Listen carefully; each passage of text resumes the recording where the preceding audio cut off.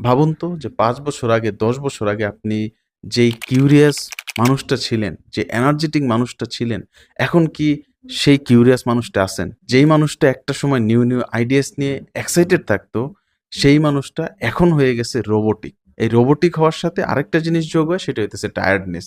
এখন আপনি মোটামুটি সবসময় টায়ার্ড থাকেন। এই জব লাইফের সবচেয়ে বাজে দিকটাই হইতেছে যে আপনি আসলে নিজেকে হারিয়ে ফেলেছেন। আমাদের বেস্ট আউটপুট বা ক্রিয়েটিভ নিউ আইডিয়াস গুলো কখন আসে?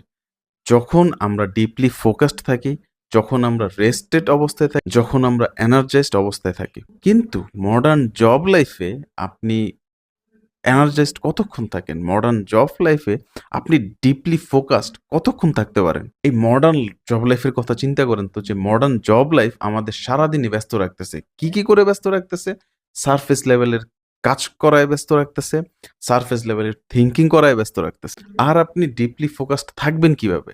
ডিপলি ফোকাস থাকার তো কোনো স্কোপ নাই।